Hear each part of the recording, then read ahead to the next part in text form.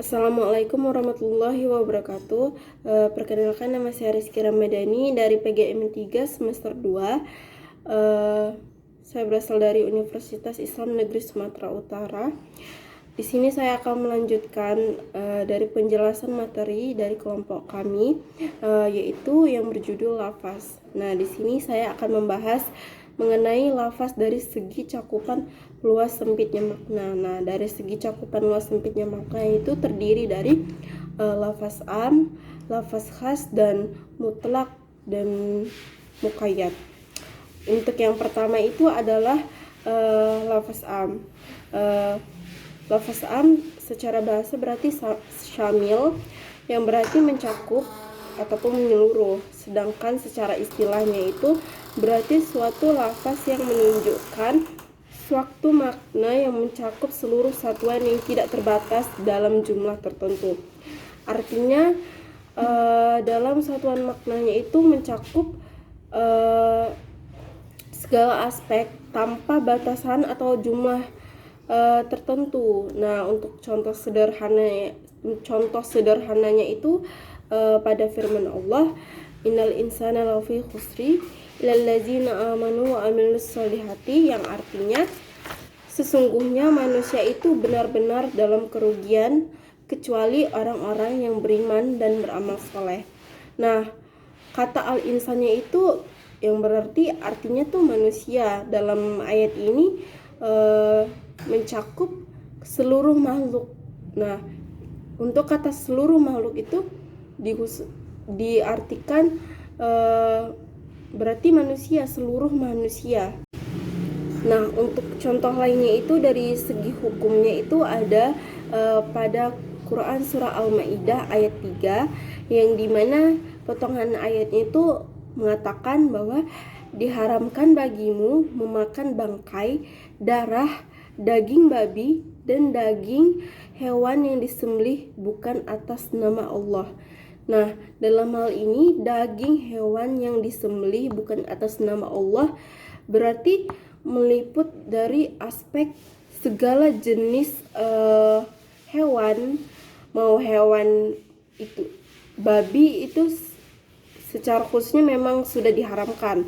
Nah, seperti kambing, lembu, kerbau atau hewan lainnya, jika tidak disembelih selain atas nama Allah dan tidak disembelih atas nama Allah, maka haramlah untuk memakannya, terutama pada daging babi. Nah, pada daging babi di sini tuh berarti disebutkan bahwa mau dia dagingnya, mau itu darahnya, kulitnya, ataupun yang lainnya, haram untuk dimakan.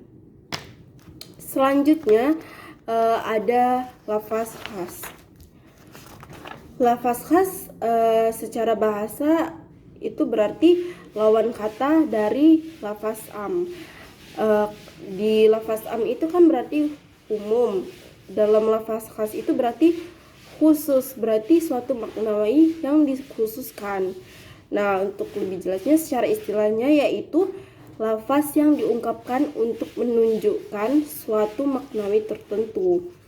Istilahnya suatu maknawi yang dikhususkan. Untuk contohnya itu pada Quran surah An-Nur ayat 4, yang artinya, dan orang-orang yang menuduh wanita-wanita yang baik atau berbuat zina dan mereka tidak mendatangkan 4 orang saksi, maka deralah mereka yang menuduh itu 80 kali dera, dan janganlah kamu terima kesaksian mereka buat selama-lamanya, dan mereka itulah orang-orang yang fasik. Nah, dalam hal ini terletak pada 80 kali dera.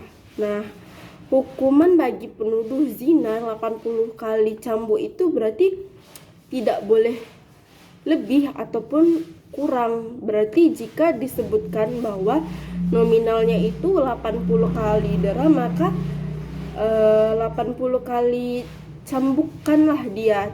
Berarti tidak boleh lebih ataupun kurang. Selanjutnya ada mutlak dan muqayyad. Untuk mutlak sendiri secara bahasa berarti sesuatu yang dilepas atau tidak terikat. Nah, untuk muqayyadnya dari segi bahasa yang berarti ikatan yang menghalangi sesuatu dari kebebasan gerak, atau istilahnya lebih tepat terikat atau tidak mempunyai batasan.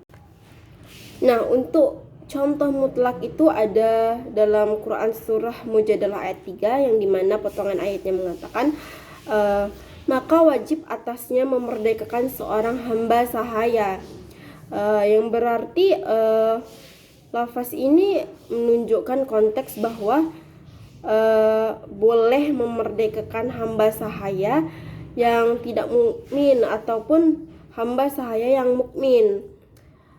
Artinya bahwa terletak pada hamba sahayanya itu, kita balik lagi pada rujukan definisi bahwa mutlak itu sesuatu yang dilepas atau tidak terikat. Nah, berarti hamba sahayanya itu boleh berarti menunjukkan suatu makna di mana bahwa orang-orang beriman ataupun orang-orang yang tidak beriman dalam hal ini. Nah, untuk selanjutnya, contoh selanjutnya itu pada muqayyad. Nah, dalam muqayyad itu lain lagi artinya. Nah, dalam contohnya itu Quran surah An-Nisa ayat 92 yang potongan artinya mengatakan, maka hendaklah pembunuh itu memerdekakan budak yang beriman. Nah, di sini balik lagi ke rujukan pada pengertiannya, di mana muqayyad itu berarti suatu ikatan yang menghalangi sesuatu kebebasan gerak atau terikat atau mempunyai batasan. Nah, batasannya itu bisa dilihat dari kata budak yang beriman.